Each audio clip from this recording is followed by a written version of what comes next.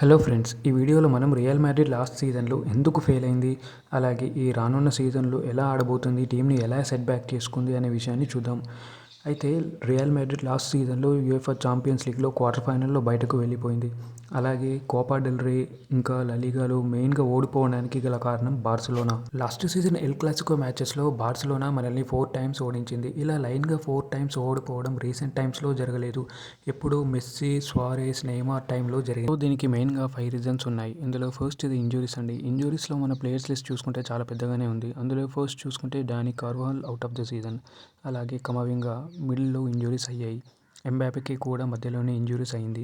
Next Vinicius junior season స్టార్టింగ్లోనే injury అయింది. ఇంకా జూడ్ బెల్లింగమ్కి షోల్డర్ ఇంజురీ ఆల్రెడీ ఉంది. అయినా ఇంజురీస్తోనే సీజన్ మొత్తం ఆడాడు. లూకాస్ వాస్కస్ మిడిల్లోనే ఇంజురీ అయింది. డేవిడ్ ఆల్బాకి సీజన్ మధ్యలో ఇంజురీ అయింది. మినిటో సీజన్ మొత్తం అవుట్ అయ్యాడు. అలాగే ఆల్బేస్ మెయిన్ మ్యాచెస్కి ఇంజురీ అయింది. సో ఇలా ఇంతమంది ఇంజురీస్ లిస్ట్ పెట్టుకొని మనం ఇక్కడ దాకా రావడమే గ్రేట్ అని చెప్పాలి ఒక విధంగా. సో ఇంజురీస్కి మనం ఏమాత్రం టీంని బ్లేమ్ చేయడానికి అవసరం లేదు. ఒక విధంగా చూసుకుంటే మెడికల్ స్టాఫ్ని బ్లేమ్ చేసుకోవచ్చు. సో ఇక్కడ ఇంతమంది ఇంజురీ ఎందుకు అయ్యారా అంటే వాళ్ళ వర్క్ రేట్ కూడా అలాగే ఉంటుందండి. వీక్కి 3 మ్యాచెస్ ఆడాలంటే అది యూరోప్ మొత్తం తిరిగి రావాలి. ఇక మన స్క్వాడ్ ప్లేయర్స్కి మెంటల్ ప్రెషర్ ఎక్కువగా ఉంటుంది. మన స్క్వాడ్ ప్లేయర్సే కాకుండా బెంచ్ ప్లేయర్స్ని కూడా మనం స్ట్రాంగ్గా చూసుకోవాలి.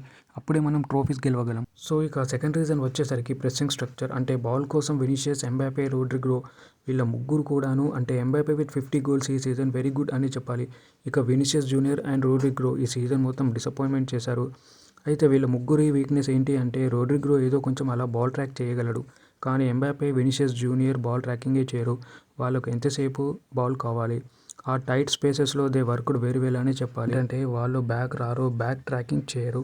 వినిషియస్ లాస్ట్ సీజన్లో కాక లాస్ట్ సీజన్లో చేసేవాడు. ఎప్పుడైతే ట్రోఫీ యూసీఎల్ సెకండ్ టైం గెలిచారో అప్పటి నుంచి బాల్ బ్యాక్ ట్రాకింగ్ ఆపేశారు. Same like Mbappé. కానీ రోడ్రిగో మాత్రం బాల్ ట్రాకింగ్ చేసేవాడు. సో ఇక్కడ మనం చూసుకుంటే బాల్ ట్రాకింగ్ బాగా చేయట్లేదు. అలాగే ప్రెస్సింగ్ కూడా హాఫ్ ప్రెస్ చేసేవాళ్ళు. రోడ్రిగో, ఎంబాపే, బెల్లింగమ్ వీళ్ళు ముగ్గురు మిడ్ఫీల్డ్లో చూసుకుంటే గ్యాప్స్ ఎక్కువగా ఉండేవి. అలాంటి టైంలో మనం సింపుల్గా చెప్పాలంటే Barcelona through midfield they are very good dominated అని చెప్పాలి. ఎప్పుడైతే వినిషియస్ జూనియర్, ఎంబాపే, రోడ్రిగో ముందుకు వస్తారో అంటే లెఫ్ట్ బ్యాక్ పొజిషన్స్ అటాక్ చేయడానికి వస్తారో బాల్ కోసం, అప్పుడు మిడ్ఫీల్డ్ మొత్తం ఖాళీగా ఉండేది.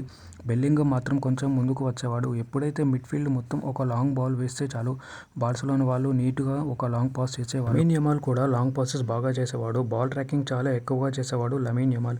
సో ఈ ముగ్గురు బాల్ ప్రెస్సింగ్ అనేది బాగా చేయాలి. సో ఇప్పుడు గ్జాబీ అలోన్సో ఎరాలో ప్రెస్సింగ్ అనేది మాత్రం మనం హై ఇంటెన్సిటీతో చూస్తాం. So we have to lot of things we have to be changed. మనం ఇప్పుడు బ్యాక్ 3 అనేది ఎప్పుడు ఆడేవాళ్ళం కాదు. కానీ గ్జాబీ ఎక్కువగా బ్యాక్ 3ని ప్రిఫర్ చేస్తాడు. సో ఎలాగో మనం ఈ సిస్టమ్కి అలవాటు అవుతాం. ఇక థర్డ్ రీజన్ చూసుకుంటే కార్లో ఆన్సెలోటీ ఎక్కువ ఛాన్సెస్ ఇవ్వలేదు ఎన్రిక్ ఇంకా ఆర్డా గుల్లర్కి అని చెప్పాలి. మెయిన్లీ గుల్లర్కి ఛాన్సెస్ అనేవి చాలా రెస్ట్రిక్ట్ చేశారు. మనం మిడ్ఫీల్డ్లో ఇంజురీస్ ఉన్నప్పటికీ ఛాంపియన్స్ లీగ్లో గుల్లర్కి ఛాన్సెస్ ఇవ్వలేకపోయారు.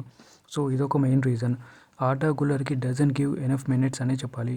గుల్లర్కి ఇంకొంచెం టైం ఇచ్చి ఉంటే ఏమో లాస్ట్ సీజన్లో ఆర్సెనల్ గేమ్లోనూ మనకు క్లియర్గా మిడ్ఫీల్డ్లో బొక్కలు కనబడుతున్నా ఆ గ్యాప్ ఫిల్ చేయడానికి ఆర్డా గుల్లర్ చాలా ఇంపార్టెంట్ అయ్యేవాడేమో. కానీ కార్లో ఆన్సెలోటీకి మనం తిట్టకూడదు. ఆల్రెడీ ఎందుకంటే క్లబ్ లీవ్ చేసి బ్రెజిల్ నేషనల్ టీంకి మేనేజర్గా ఉన్నాడు. అలాగే మనకు 3 యూసీఎల్ టైటిల్స్ గెలిపించాడు. సో దానికోసం కృతజ్ఞతతోనే ఉంటాము. But Arda Guler doesn't get many chances. So అదే బాధ అనిపిస్తుంది. కమవింగాకి మెయిన్ మిడ్స్లో ఇంజురీ అయింది. ఇంకోటి ఏంటంటే చౌమనికి మెయిన్ ప్రిఫర్డ్ వచ్చేసి మిడ్ఫీల్డ్. కానీ మనం ఒకసారి రైట్ బ్యాక్ అని, ఒకసారి సెంటర్ బ్యాక్ అని ఇలా స్టేడియం మొత్తం తిప్పేశాం. కానీ దానివల్ల చౌమని ఒక్క గేమ్ అని కాదు, మ్యాన్ సిటీతో మెయిన్గా బ్రిలియంట్గా ఆడాడు. సో మనం ఇంకొంచెం ఆడి ఉంటే బాగుండేది. అదొక ప్రాబ్లం.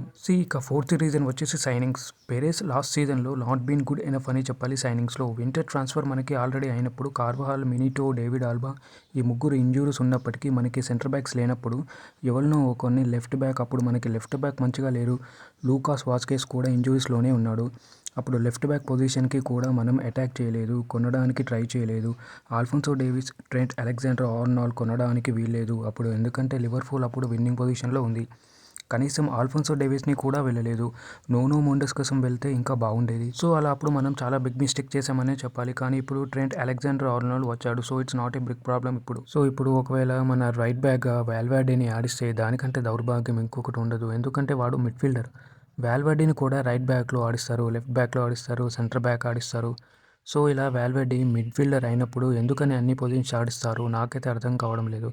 మన దగ్గర రైట్ బ్యాక్ లేనప్పుడు రైట్ బ్యాక్ కొనాలి, అంతేగాని ఉన్న ప్లేయర్స్లో రైట్ బ్యాక్లో వేసి అసలే మన మిడ్ఫీల్డ్ బొక్కలా ఉంది.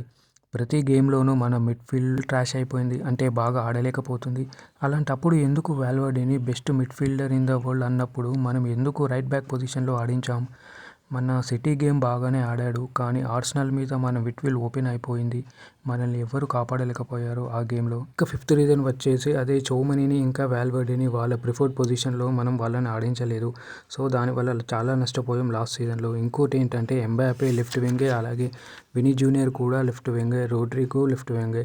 సో ఇలా మనం ఈ 3 మెంబర్స్ బాగా ఇంప్లిమెంట్ చేయాలి. కానీ ఈసారి జరగబోయే ఛాంపియన్స్ లీగ్లో మన డిఫెన్స్ చాలా బాగుంది. డియూన్ హుసేన్, ట్రెంట్తో పాటు టీమ్ స్ట్రాంగ్గా ఉంది. చూద్దాం ఈసారి గ్జాబీ అలొన్సో ఎరాలో ఎలా ఆడబోతారు అని. సో గాయ్స్, ఈ వీడియోకి ఇంతే. నెక్స్ట్ వీడియోలో మళ్ళీ కలుద్దాం. Thanks for watching.